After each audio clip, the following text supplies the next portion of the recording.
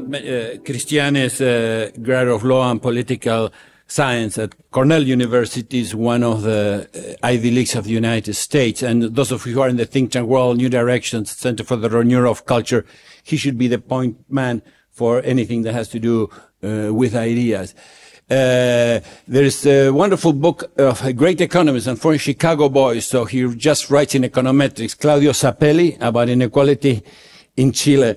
But basically what happened is when you open the economy, the old generations that didn't have access to the good open education and new language, they lagged, but the younger generations, really grew at a faster rate up in the income mobility than almost any country in the world. So if you have to fault someone, you have to fault the previous model of import substitutions, pushed by an Argentine economist used to head in CEPAL, and Raúl Prebisch, but it's just the opposite. So, our next speaker will be, my good friend Agustin Romero Leiva. He's also a lawyer.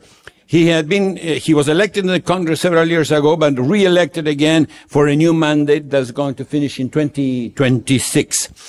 He represents, counties and districts that have 1,200,000 voters. And he is in the Commission of Finance and the Commission of Health of the Chilean government. So thank you, Agustin, for all your work and your part in this change in Chile and your time to share with us some of your stories.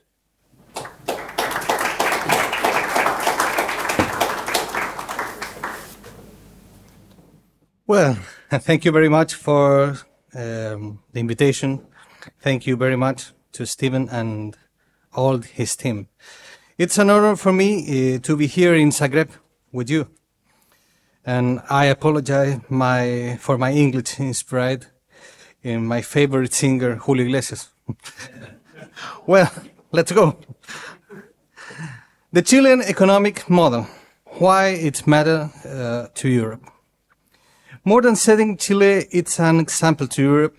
I would like to talk about the example of Chile that could serve Europe. One of key institutions is Chile's fiscal responsibility.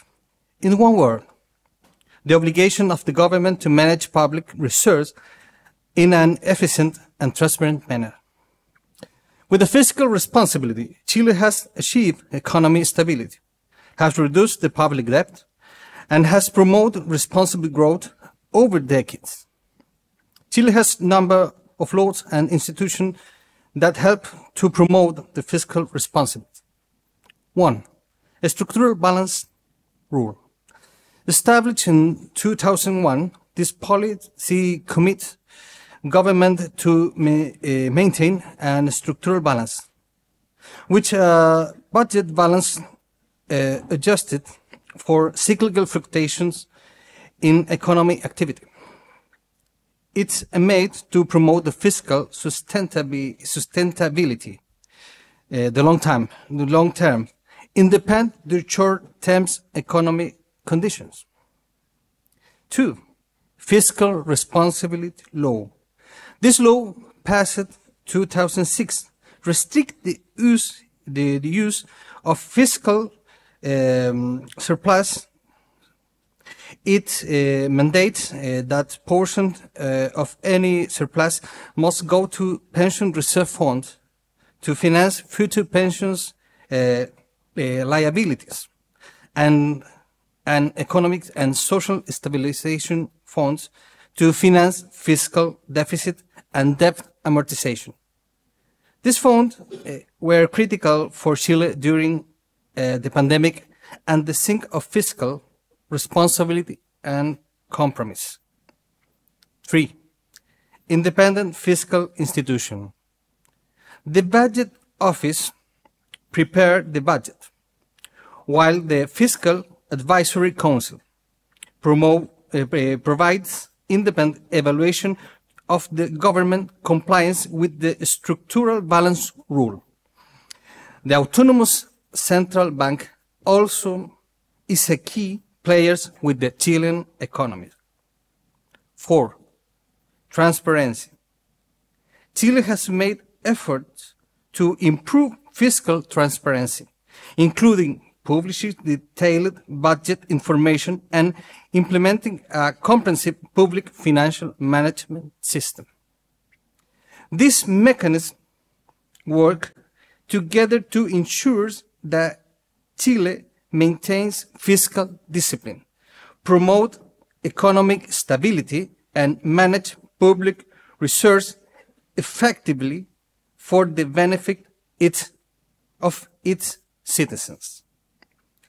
Over the last decades, the role of this case institution has been critical for the success of the economy, the Chilean economy.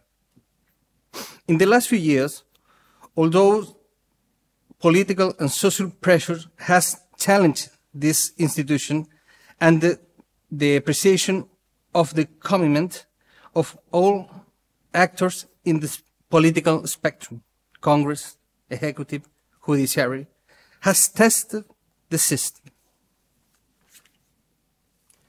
The role of Congress challenge to the fiscal responsibility. Unfortunately, politics have demanded our credibility in the last few years. Issues like bills that defy the exclusivity of the executive branch in public expenditure, the withdrawal of pension funds, or the excessive public spending during the social and health outbreak has affected Chile's commitment with the fiscal responsibility. In Congress, although I have only been a year my first legislature, many of these projects and discussions have marked to agenda. For legislators, it's not an easy task. When the economy trouble arises, social demand also, and politicians react not always in the best way. Chile has not been example in the last few years. Hike in the minimum wage, tax reform rise tax to business, small and medium companies, and the mining sector. Labor reform to reduce labor hour, etc. When the economy is bad, you have to reduce the cost for business in order to stimulate growth and employment, not the other way around. Our political party, despite the critics, has set the tone. Fiscal and economic responsibility, respect for law, and compromise with responsibility. At the end, you can be popular without being populist. You can get elected without your country at risk. Thank you very much.